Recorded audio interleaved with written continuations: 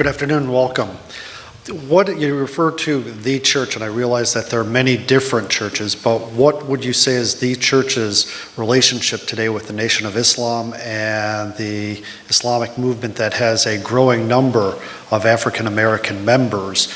And perhaps as part of that, can you discuss whether the Black church is having the same type of attendance problems that the so-called mainstream white churches and synagogues are having, and if so, why or why not? Well, the Nation of Islam is significant, but its numbers don't come anywhere near the membership of our churches. Its voice has been important, and its voice has been important even for the development of black theology. Because it was the black Muslims who challenged black preachers and said that you're promulgating, they call the white man's religion. And that's a slave religion. You're telling people to focus on heaven, meanwhile they're catching hell.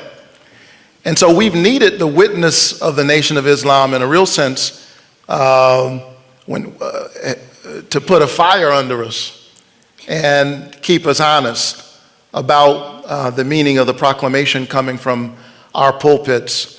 Mainline Protestantism has been in decline now for decades.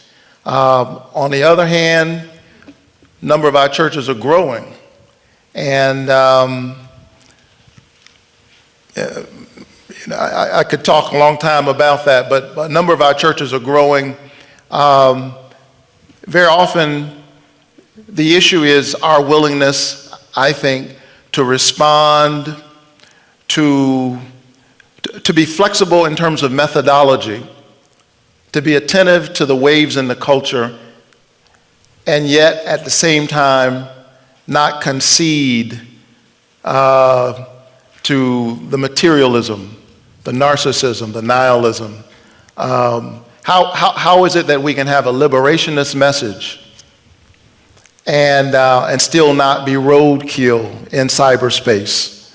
Understanding what Facebook is and Twitter, as Robert Michael Franklin talked about on yesterday. So I think that many of our churches that have a liberationist focus sometimes don't have the hearing that they ought to have because they haven't been as savvy where media and some other things are concerned. So I've tried in my own church to bridge that conversation. I hope that helps.